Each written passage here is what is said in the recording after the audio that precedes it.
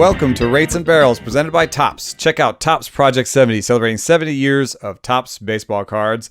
This is Eno Sarris hosting. It's a little bit weird to open it up, but today we have a guest, a good friend of mine, Andrew Perpetua, who has worked within baseball and without. And I'd like to welcome you to Rates and Barrels, Andrew. Thank you for having me, Eno. It's great to talk to you. You've got an interesting background, and I wanted to focus on that to open the show. You know, some of the people listening to this would like to get into baseball. So just, you worked with the Mets for a bit, but before that, how did you get to get that opportunity? And sort of what's your background educationally, or what sort of proficiencies do you have that sort of led to that moment? Well, my educational background is a little weird. I'm a high school dropout, and I went to college when I was 17 to a little college named Simon's Rock, and it's for like people who don't graduate from high school. Like a lot of my peers were like 14, 15 years old. So I studied psychology and neuroscience and chemistry, and so. My background is I try to focus on more hard sciences.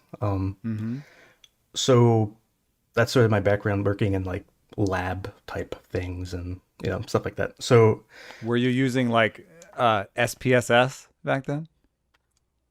No. No. That's what I used to when I was studying psychology. That was the sort of stats. When I did CMS. The type of psychology I did wasn't really stats based. The psychology I did was more like I did more of like the clinical type stuff.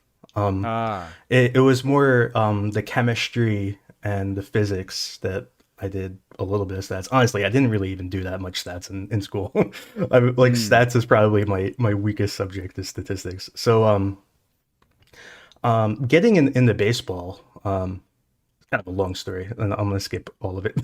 But or at least, long story short, I very badly hurt my hand, and as a result, couldn't go to medical school. So, I never knew that about you. Yeah, I accidentally cut off a few of my fingers in the senior year of college, right before finals. It was pretty bad. So it makes it hard to be a doctor, I guess.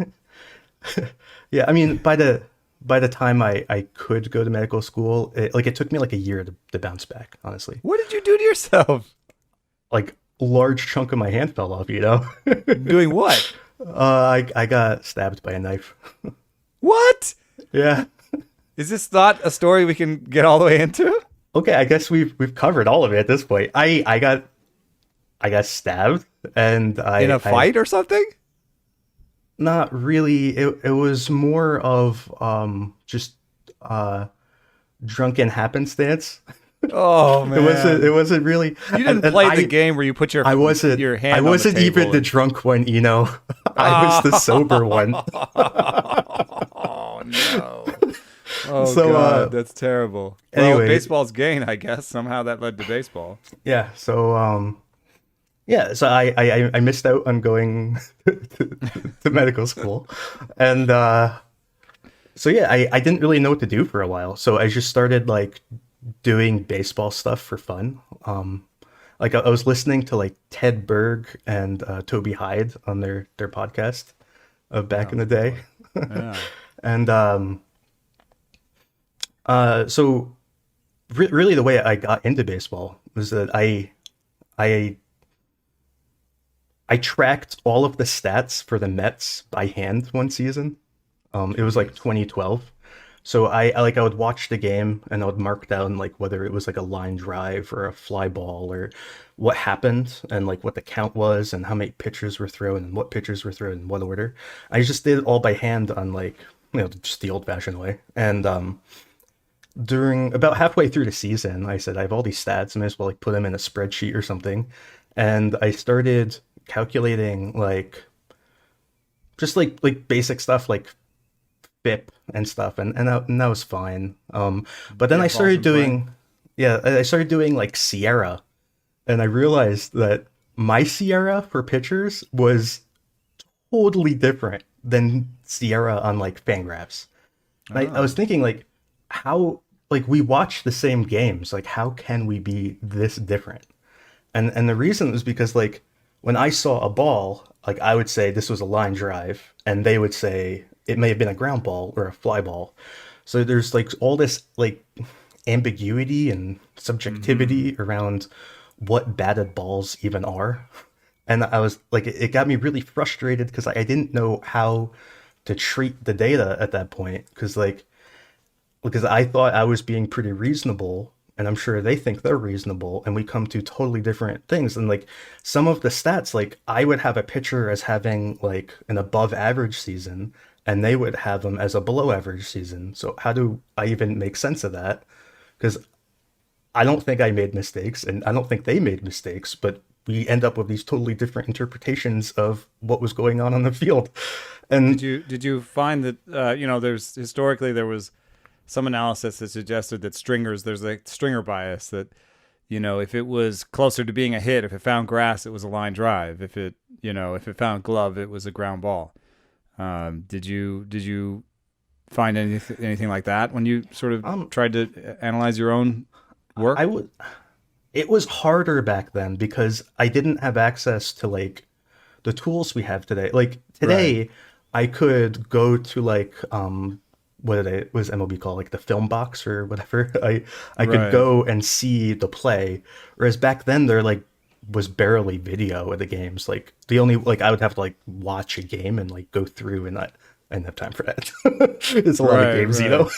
You So might have had to like record it, right? Because it yeah. wasn't like sitting somewhere for you to go look at it again. It was just more difficult back then. So I was trying to figure out whether there was a bias towards line drives or fly balls, and I don't think there really was a bias. It was just we were just doing it differently. Like I since then I know that like balls that go like down the lines, like just over the first baseman or just over the third baseman, like Mm-hmm. that area of the infield, that I think is where a lot of disagreement comes from. Because like I would Mm. say like if a ball goes in the air and lands there, I would call it a fly ball or a pop up. But sometimes they call it a ground ball, and I was like, it went like a Wow, that's hundred called a feet ground in ball the air, sometimes? like yeah. So Wow. it's just I would have it's just thought line weird. drive. It's just weird. Yeah, Like that's sometimes like some of those balls like it gets pretty chaotic, and like I think Jeff Zimmerman did an article on that at one point where he took video and asked like, what do you think the stringer called this? But right. Yeah. No, I any remember my first sort of run in with that sort of thing was like looking at. I think maybe it's BIS has like a list of descriptions they can put on a ball, and some of them were like fliner, and one was like fliner fly, and yeah. then another another one was like fliner ground. It's like, what is that? And I just tried to watch the game, and I was like, if I have, you know, 20 different ways that I could describe this ball, I could probably see identical balls and call them five different things. Yep. Yeah. Yeah. Honestly, yeah. And so when I was doing that, I just got frustrated. I kept thinking to myself like, if there were some objective measure to like if I knew how hard the ball was hit If or only there what was the angle StatCast. was or something. So like that's just and that was like 2012. So I waited like 3 years, and in 2015 Statcast came out, and I think it was Alan Nathan like tweeted out something, and I saw like, wait a second, the data's available and I can just download it. So I started messing with it, and I started like With more redoing precision. the work again, Yeah. basically, and except with Statcast data. And at first I thought it was going well, but then I realized that Statcast is just as Just because there was subjective, like, it was missing and certain there's ground there's balls so and missing much pop stuff. ups and It's like stuff. there's Yeah. yeah, there's missing balls, and there's so much measurement error. Like we I Yeah, I think that's one thing that doesn't come across that well from, leak sources or just people that use the data. There is a lot of errors in there, even today, right? Yeah, I mean, honestly, I haven't worked that much with Hawkeye just because I've been Mm, busy with getting my systems up to date. We'll talk about that later. yeah. But with TrackMan, I think the error on a launch angle was like 4 degrees, like plus or minus four or something like that. And That's a lot more than I and would have with expected. exit velocity, I think it was plus or minus two. So The whole two whole yeah. ticks. So you could have just Mm, think like you could have a ball that was hit 93 at 25 degrees and it would register anywhere from 91 to 95 jeez. and anywhere from like 18 to like 34 degrees. It would just be kind of random. Was it pervasive? Or was it more in certain parks, or was it more in Um, certain angles? I mean, it was more in certain well, angles, right? yeah, there is because the radar can only really measure whether it's coming towards you or away from you. It can't measure in any other axis. So Right. the further you get from that, perpendicular line, the worse the measurement was. So, Mm-hmm. there are all, and also just it just wasn't accurate enough at the end of the day, and that's why we have Hawkeye because Hawkeye is so much better. And honestly, I don't know what the Mm, measurement error on Hawkeye is. I remember I heard a theoretical estimate a long time ago, like right. 2+ years ago, that there was a theoretical estimate of fractions of a centimeter of error, and I don't know if that's true. Like, it may have just been way overly optimistic. I'm not really sure. But if I think I watch tennis, and it's almost never overturned when it comes to Yeah, serves, and they're showing like the ball. They're talking about fractions of centimeters when the ball just yeah. barely grazed the line or The whatever. the difficulty in baseball is that, like in tennis, the playing field is so constrained that Yeah, you can like see. just train it on this one Yeah, box. you can see like if something goes wrong and correct it. Whereas in baseball, like there's so much space that Hmm. it's hard to test. That's why like we focus so much on pitches because the pitching is constrained. Like generally you're Yeah, gonna throw within and the like a plate. The plate is like the serving box, yeah. right? Like it's a little nice And box. also people tend to care about pitching more. So like if you say that this breaking ball has a break of 18 inches and someone looks at it and says that's not a breaking ball, it's a fastball. And you're like wait a second. So like you can test for stuff like that. Whereas like a Uh fly huh. ball, like you may completely measure a fly ball, and who is there to say that you got it wrong?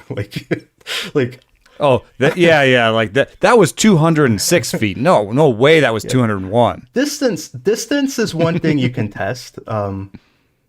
But Right. like spin rate, how do you measure spin rate? Like how you like without measuring it with like a camera or something? Like how can you How do you estimate see it? it? Like you can't tell. Yeah, I've been writing about how like ride. I think is even hard to scout for. Like I've developed this stuff metric with Max Bay, and like it loves Trevor Rogers. It hates Trevor Rogers' fastball and loves Julio Urias's. And if you like watch both of them, it's very hard to be like, oh yeah, Urias's fastball is way better. Yeah, and with pitching, there's however hard you think it is with pitching, with fly balls, it's like 10 times harder. So and ground balls, like what how do you treat a ball after it bounces is got to be one of the biggest questions in baseball because nobody has any clue how to do it. Like at least I don't know anybody who How even do you like? How tries. do you track it, or how How do you like once it bounces? Does it get a new set of vectors? Like Yeah, because does it have a the new fields exit velocity, like a new? the fields aren't Yeah, necessarily flat. You don't get perfect bounces. They bounce in any sort of direction, which can some change are wetter velocity. than others, And and and more importantly, how do you measure defense on a ball that bounced? Like how do you measure how mm, far the fielder went? Like how hard the play was even to get to? Like it's really hard. yeah, because there's there's even batted ball spin, right? That we don't have in the public, which means that like someone could hit identical balls towards the third baseman in the same sort of horizontal spray angle, right? In the same sort of vertical spray angle, but have totally different side spin on it.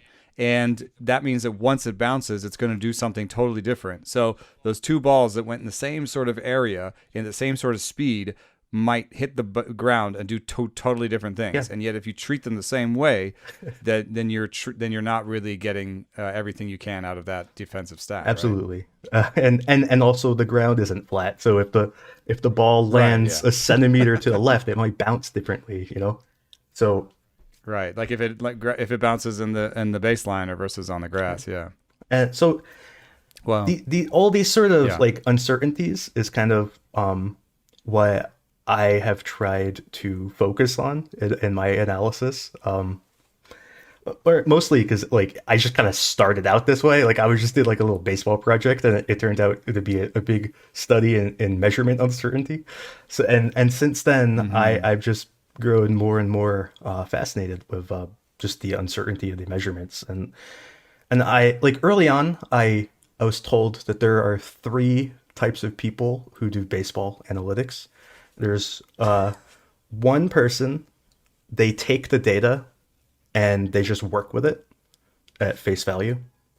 And I think that's most people. The second group of people are the people who they see the data and they know that there's errors in it, and they might even go and correct the errors.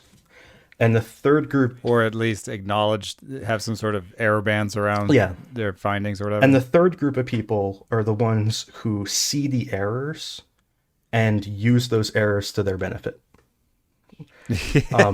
So they're the ones who, if I can clean these up better than everybody else, then I'm going to have better numbers. Not even so much cleaning. It's just that we know that all this data is fake, but they don't know it's fake. So we can act like we can do a trade, or we can go sign, an amateur player, or we can do something to take advantage of us knowing that the data is wrong somehow. On a very basic level, the idea could be something like, we know this guy hits a lot of pop-ups, but TrackMan never catches them.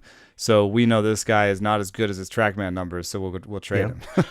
I think one TrackMan example was that early on, I think in like the first year or two, maybe whatever, the first year or two of TrackMan, it had a lot of trouble tracking sliders. So if you knew then that it couldn't track a slider, and you know that teams are maybe putting a lot of weight, because like maybe at like the end of that 2-year period, like the first year, I don't think anybody used TrackMan, but towards the second year, maybe they started, and you might have realized. Well, there were definitely teams like the Astros were selecting for spin rate, right? Yeah. Like that was definitely something that we heard early on in TrackMan. Yeah, so if you knew that there's that problem, you can use that to your advantage. You could say like, this pitcher, we think he has a bad slider, so when we trade for him, we're going to offer less, and they're going to accept it, even though we know he has a good slider. There's things like that. Totally. And from that effort, xSTATS was born. Yes. So that was my attempt at for xSTATS. It started out as just trying to have a way of digesting the StatCast in an easier to recognize way. I was trying to distill it down to like the old stats. And then but in a way, like that was an important thing that you did that. I mean, no matter that it was a personal project that you were working on yourself, and that for maybe it was just a labor of love or something that you didn't necessarily think as a stepping towards anything. It was important. It was your version of publishing, right? Like it was your version of showing your work and establishing yourself as someone that could be hired. Yeah, I asked that because my next question is, what would you tell someone that wanted to follow your footsteps? Like I don't know that they're going to necessarily track every game and do all that stuff, but the publishing was important, right? Yeah, definitely. You have to get out there. You have to publish, and I think the xSTATS it did two things. First, it got my name out there, and second, it let me do favors for people. And doing favors for people is probably the best thing you could do. It's like you have to do. But it's terrible. You think about it. This is something that baseball does, which is, what can you do for me, and can you do it free? Yeah. Well, yeah. There's that. and there are more hardliners, and there are more hardliners out there, and I respect the attitude that, like, I will not work for free. I will not write for free. I will not do data work for you for free.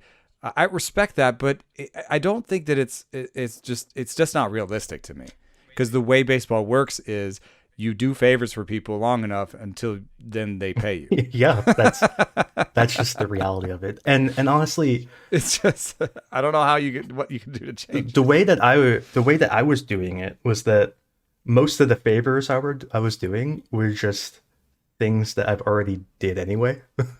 So a lot of it was just kind of like I already did like 90% of the work. I just have to like maybe run a query and output the query to like a CSV or whatever, and send you the file. So like not even 10 minutes sometimes. Yeah. So those were a lot of the sort of favors I was doing, and also like doing some graphics, and I just like making basic graphics, so it was kind of fun.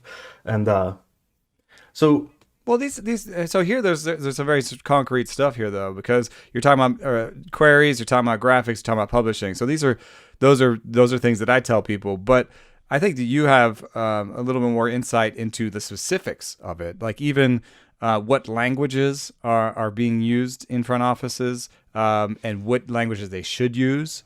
Those are two different things, by the way. Would you tell someone? Those are two different things. What languages they use, I know exactly. And what they should use. I've talked to you enough. I know. But actually, so here's my question. So we've talked about this before, where they use R, but probably should use Python. Yeah. Am I? Yeah, okay, so I would say so. But what would you tell a kid then? What would you tell somebody who's studying? Would you tell them to learn both, or because they have to know the R to get in? Or would you tell them to learn the Python and tell them to tell the teams, hey, Python is really what you need? Well, I think everybody should just start off by learning SQL. Because that's all I know, and it's it's very basic. Yeah, everybody should know SQL. Like, it is really the basic stepping stone. And honestly, you don't SQL is way more than baseball. Like, you can get if you know SQL, you can get a job anywhere.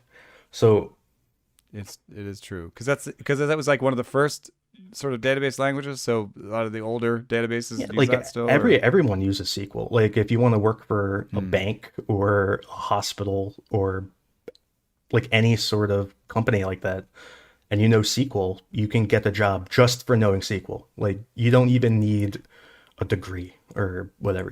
Plus, there's some value beyond that, right? Where the structure of SQL tells you a little bit about the structure of more advanced languages, right? Like the idea of sort of select this from here, given this. Yeah. That's the sort of structure of SQL. And I don't know that much about Python and R, but I've done a little bit I've seen R, so that it's a little bit similar, right? Where it's a select this, given this sort of idea. Yeah, I mean, R, in my opinion, I don't know R that well. Like, I'm very rudimentary at R. But in my opinion, R is kind of an island language. Like, it's kind of like its own thing on its own. Whereas I think if you were to learn like Java or Python or like any of those more general languages, I think they're all so similar that, like, if you learn Java, you can learn Python in a few weeks, Or if you learned Python, you could learn JavaScript. Or if you learn JavaScript, you could learn Python. Like, they're all...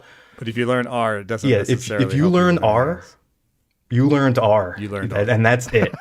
Okay, like, that's it. And like, the craziest thing about R is that, like, R is a language that, like, if you want to make your own stuff in R, like, it's generally written in C. So in order to program really efficiently in R, you have to learn a different language to use R. So it kind of like boggles my mind. And like, R has very... Why do you think baseball uses it so much? Just someone somewhere started using it? That's a simple one. I know exactly why they use it. It's because... Why? they all like a lot of them they took like a semester or two of stats in college, and then in that stats And they class used they R used then. R. And then when like they're programming and they realize that like they can't do it in a spreadsheet anymore, like Excel isn't powerful enough, they say like, what am I going to do? Like, I don't know what to do. Well, I took like a semester of R so that they just do So R. And just use that. that's what So happened. it's all the school's fault in That's the why end. everybody uses R. Nobody wants to use R. It just happened that way. Like, and I kind of relate to that because, like, in college, like when I was doing psychology and neuroscience, I learned Java. So to me, going to JavaScript, which is what I mostly program in now, was pretty easy for me because I had already learned Java. But the flip side is that knowing Java, I could have just as easily learned gone to Python because Python and Java, while they're different in a lot of ways, like they're very different.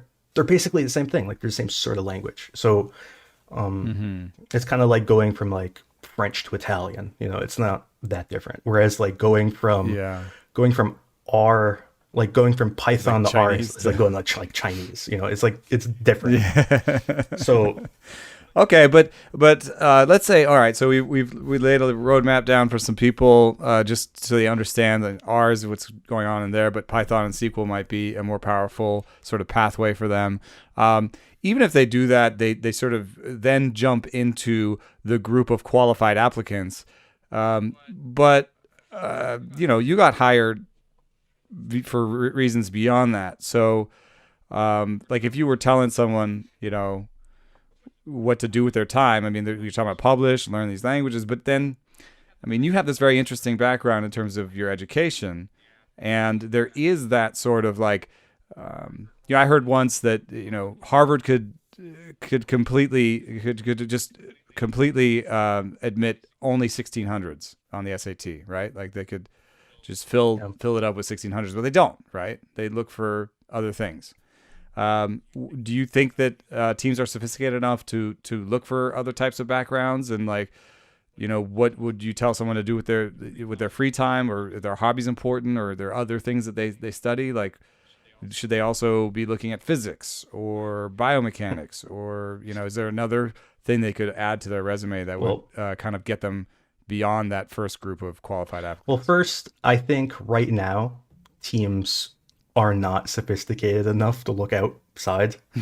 And I think that's changing rapidly because Yeah, the better teams, I think, the kind of look for something more. data in baseball is getting so much more complicated that it really requires specialized skill sets to do some stuff. Like computer vision is becoming more and more important, and machine learning is more and more important. So computer vision in particular is a very specialized skill set, and a lot of people who are good at it may not even care about baseball. So like in that sort of sense, and they would get paid a lot less yeah. in So baseball than they would somewhere else. in that sense, like the skill sets that are becoming more important in baseball are more like less common in general. And the places where they are common are like NASA. So it's kind of like how do we get the kid who was going to work for NASA to work for us when NASA was going to pay them like 300 grand? Okay, so Right, exactly. like those are kind of And will they work for us for free? yeah. Like we'll pay you 30 grand and give you a t-shirt. So But you'll feel like you're in the movie Moneyball. So in that sense, like I think these skill sets are becoming more specialized in baseball. And that I think is going to really grab baseball by the ears and drag it in a different direction. I think front offices are going to change a lot in the next few years. And in doing so, What do you think will happen? They'll have to pay more. they're gonna have to pay get more. this They're talent gonna they have need? to. Like, it's just supply and demand. Like, and it's good for everybody. Like, pay in baseball has to go up. Like, everybody focuses on the players. I don't really care about the players get paid. So, But Well, I mean, the player minimum is 500,000. yeah, I mean, if the front office minimum is like 15. I mean, if you made the front office minimum 500,000, I'd be okay with that. Yeah, right. Um, So once you got on the other side, and it's funny actually. I think that there's a parallel here. You're fascinated with errors. One thing that I hear from people that they get that start to work for a team and get inside is that they're not as advanced in some ways as you might think they are. they're not. They're not. Yeah. So what was I don't want you to rat on the Mets or anything specifically, but if there's a way that you could talk just sort of generally about what you learned when you started working within baseball. I think, generally speaking, most teams in baseball, they view when I was talking before about the three groups of analysts, there's the first group where people just take the data and run with it. That's most of baseball. Like most front offices, because a lot of them, they get data from MLB. Like they don't necessarily gather much of their own data. I mean, it really depends. Like there's wearable tech and stuff like that where they collect their own stuff. But generally speaking, the majority of their data is coming from MLB, and MLB does a lot of work cleaning and kind of sterilizing the data. So it's kind of like pre-chewed, and they just kind of like spit it into little baby bird mouths. So, and that's kind of where I like that analogy, man. That's kind of like how baseball is working right now. So, but that means that everyone's sort of at the same. Yeah, baby it does. food A drop. lot of people are getting the same data. They are, and a lot of them are making similar decisions. So, And there's a limited amount you can do on top of that, right? Like, yeah, some people will look at it a different way, and other people will look at it a different way. But that's only a limited amount if you're looking at the same data, right? yeah, I mean, you need your own data in order to make more informed decisions. So Different decisions. and teams do get their own data. It's just I'm more talking. Even now, the TrackMans are still up, right? Yeah, I know. At least in the minors, they are. I'm sure most teams had multi-year contracts. I don't know the specifics. I would assume but I would assume, and that's what happened is that TrackMan is no longer the official MLB provider, but they're allowed to make contracts with each of the individual teams. yeah, And so absolutely. And if the stuff is still up there and you're a smart team, at the very least you can say, hey, why don't we have Hawkeye and and TrackMan? yeah, and you can bounce them off of each other. There's other technologies where things are different. There's other technologies too that I know colleges use their own systems for visual tracking. There's a technology that sort of, yeah. And there's technologies like Dr. Mike's son works on one called ProPlay AI that just turns people on the field into kind of lines and angles. And I think there's some stuff like that scouts use. I know all the scouts from certain teams will have like a contraption they set up at the game that kind of does that for them. and I've seen prototypes of like LiDAR based player tracking, which worked pretty well. What's the difference again between LiDAR and radar? LiDAR uses lasers, Okay. whereas radar uses radio waves. So it's better because the lasers are better. It's more accurate. I'm a Luddite, dude.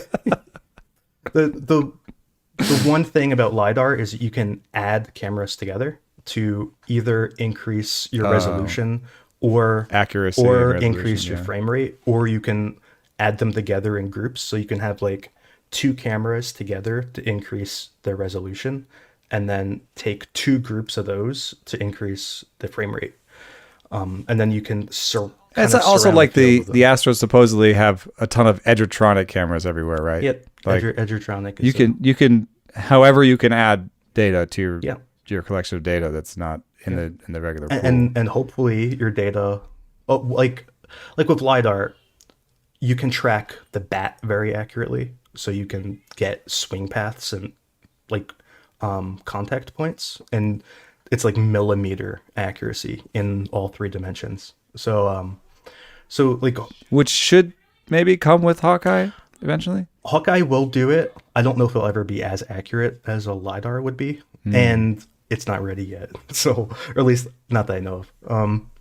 So, and even still, like the more important point is that you have redundancy. So if and you also have something to measure against. So if your LiDAR says this and Hawkeye says that, and they're different, you can at least see if there's a conflict. So if you like only have one or the other, you might not even know how much you should trust it. So if there's two, and That's really interesting. I just wrote this piece about how there's variability in bats that players get shipped to them. They get 12 bats that are supposed to be all the same. And there's this one company out there just found out there's a ton of variability, and and he kind of strikes me as that third person, Yeah. He's like, there's a ton of variability here. He's like, that's what you're looking for. You're looking for variability. That's an edge. When you got inside, did you learn, did you like figure out that you were wrong about something, or that the general public was totally wrong about something? like I don't know. I'm usually wrong about most things. So That's what I think when people get mad at me about being wrong about something. Jeez, don't you know that baseball is just the process of trying to be less wrong? yeah. My general strategy is to say things confidently with having absolutely no confidence behind it. So I just kind of sit. Well, because if you tell people how little confidence you have in each statement, then they just won't ever believe you. So I just kind of like, it's more like a thing for myself. I try to figure out where I am in the moment, and I say this is where I am, and I don't necessarily mean like this is the only way. It's just like this is where I am right now. This is my truth, and in 5 minutes I might totally change my mind. So yeah, so you didn't have a big aha moment like that? I don't think I had an aha moment. There were some technology things. It was mostly I get really interested in the systems of how things relate to each other more than the details of so like I was interested in how like we have this technology that does this and this technology that does that. How do they work together, and are they working together? Can we make them work together better? Like those are the sort of things that I have a lot of interest in, and whether like can we replace one of them with something that will help the total system. So like if we have 5 different technologies and like maybe 2 of them overlap a little too much, we can get a different one that will maybe, instead of overlapping with 2 technologies, you'll have 3 technologies that overlap, so you have more redundancy for the total system, instead of having too much redundancy for just one part of it. And you've also talked that could also, one of the variables there is ease. Like you've talked about how something has to be easy to set up for it to be valuable. Yeah, and that's the benefit of LiDAR. LiDAR you can set up in 2 minutes. And you just press a little button and they all sync up, and it's magic. And writing the code to analyze the game, it's like maybe 10 lines. It's so easy. It's so efficient. Especially, but I've got a little rundown here, and I'm legendary for never reading the rundown when I work with Derek, so I'm gonna, as the host. Okay. But this is there's a transition here that's pretty easy. You're talking about different technologies and how they fit together, and there's a kernel in there that sort of leaps out. Isn't that sort of what's next? In broad brushes for baseball, to figure out how to mesh all this new data and all this new tech in interesting ways? Isn't that kind of the forefront of the work right now? Like I don't think we're even using full Hawkeye yet. I think Hawkeye is too big for baseball at this point. Like we have to like take only like a little tiny Lego piece out of Hawkeye, and that's what we're playing with right now. We're leaving the rest of the set for later, and that's just one tech. You know, there's so many other things. There's bat speed stuff. There's vision related technologies, which I Vision tracking, think is a big part of the future. Is that when I studied neuroscience, my professor was an expert in human attention, so I got lectured a lot about human attention, and he studied like gaze. yeah, he studied like how do you focus on things, and how does focusing increase your ability to perform. It was what his specialty was. So, and attention, I think, is a thing that baseball has never really delved into. Like how do we make our players better at attending to the pitcher, or to the like a fielder attending to the batter, and like how do we make them better at pruning what behaviors they could have, like with a batter, like you could prune like, is the fastball going to be inside or outside? Is it going to go down 4 inches or up 4 inches? And that's kind of the pruning process, is deciding like where the most likely locations of the ball will be, and updating it as, you know, at release point, and as the ball comes in, you can update it. And also, how do you update Think about your hands? deception too a little bit. Deception, right? Yeah, just like release point stuff. Yeah. Where Well, your hands during the how swing. do you deal with People, you can you update your hands during the swing too. So that's another Right. type of attention that I don't think baseball is really focused that much on. And I think the check swing, even that big moment? yeah, and check swing analysis is so bad in baseball.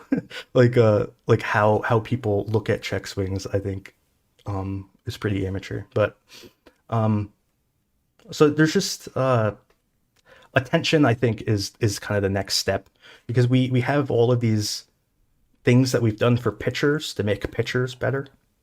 And I think the thing that we need, the missing link for the batter, is studying attention and focusing attention, because attention is something that's very plastic. It's easy to learn and change over time. It is. Yeah, it's one of the most plastic things in your mind. It strikes me as something that the hitting coach can actually that's what he works in, right? Like, he gives you information that shapes your anticipation, right?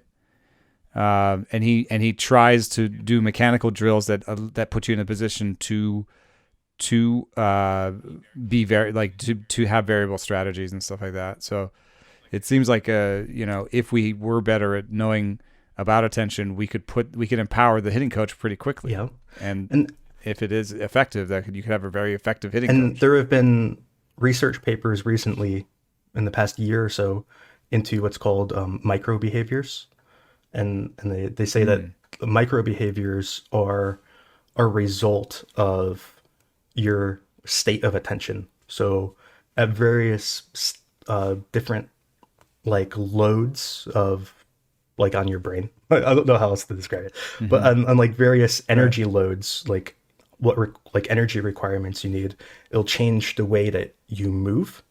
And these micro behaviors can be caught by something like Hawkeye, where you're tracking the player on the field, and you can see that, like, maybe when this player is losing attention, maybe he like scratches his left arm or something.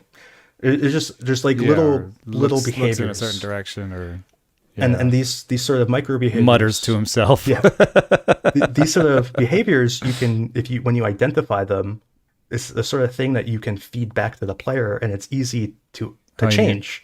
Because if you feel yourself doing this, it's like if you start doing this, you're losing it, and do this. So, and you can do that. Oh, that reminds me of Joey Votto says when he gets out to the plate, he looks out into center field, and he makes his eyes wide, and he takes like a big he does like just a weird thing where he's like looking out to center field and breathing big and just sort of like doing this sort of like getting ready thing. And I asked him why he does that, and he says the pitcher is trying to get you to focus on them.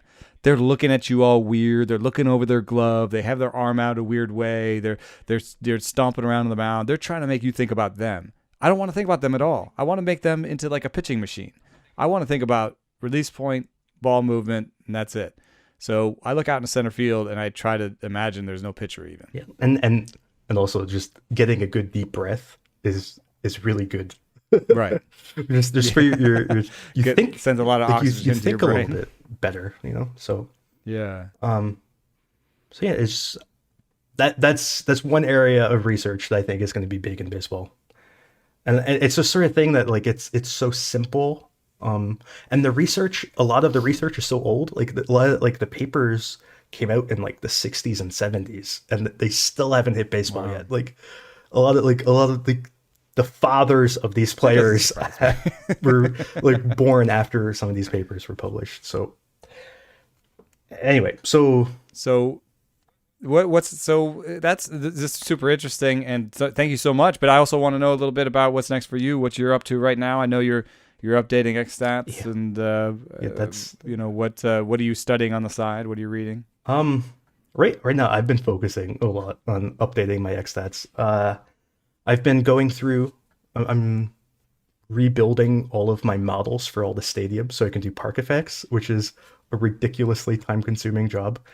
I wish I had the LiDAR scans that MLB has. It would make it so much faster. But so because the listed distances are not always the correct. Oh no, distances. they're not at all. Some of them are wrong by like 10 feet.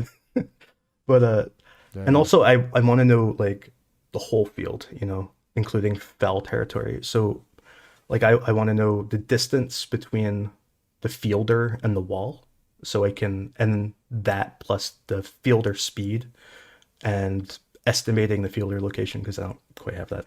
But you can do narrow down like defensive ability using that. So yeah, I saw Rob Arthur today was talking about how players are playing deeper, and it's turning some doubles into outs, and he was bemoaning the fact that player position wasn't actually spit out by Savant right now. Oh, dude, I wish I had player position. Like it's one of those things. But that was one of the main things that was going to be good about TrackMan, is that we could do defensive stats. Now we know their player position. Yeah. I can't believe that it's not spit out. They just don't want us to do it, They want to keep that secret. It's just one of those things. Data costs money. All that stuff they put up costs money. I understand it's a business, but they promised me they would have batted ball location, like the place of impact. They promised me it would be here for this season. It's not here, Oh man. Oh, I wish I had that. Dude. I keep asking for batted ball spin. And batted ball spin. Yeah, maybe. Man, sometime. I think with batted ball spin, I think one of the reasons they're afraid to publish it is because I don't think the data's bars. The data's not that great. And that's what I've heard about position player, like a defensive arm, is that it doesn't catch it all the time. Yeah. But that's a little bit of a TrackMan thing. I don't know. Hawkeye seems like it should catch it, so maybe we'll get defensive arm strength. Have you seen like the videos of the Hawkeye? They like Tom Tango has tweets about them, like one today, I think. But they're like the skeletons. You mean like stuff. The skeletons? Yeah. Okay, I've seen that. Those are cool. Yeah. And so they're capturing all that. They're just, well, hopefully some stuff will start to trickle out. I heard So you're trying to improve xSTATS, but what are you reading on the side? What are you studying outside of that? Like just in life. Yeah. Recently, I've been reading about rare orchestra instruments. That's what I've been reading about, You heard it, kids. That's how you get into baseball. Read about rare orchestra instruments. I try to keep my interests diverse so I don't get locked into one thing. So, I don't know. But between just doing Bayesian statistics and modeling stadiums and doing player speed analysis and fielder speed analysis. Beyond that, it's mostly just reading about orchestras recently. Nice. Nice. Well, I think that actually is an interesting place to put a pin on it, because I do think that when people talk about being a journalist and I have a master's in media studies, whatever that is. I think that, like, I would recommend somebody, even if they do go to journalism school, that they have to do something else, because at some point you have to report on something. You know what I mean? Yeah. It's like you have to know something else other than just how to report, I think.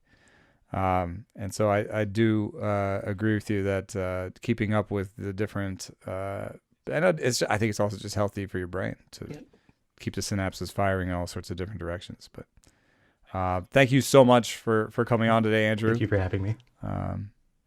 And I look forward to G-chatting or texting or DMing you in the near future. All right. Thank you.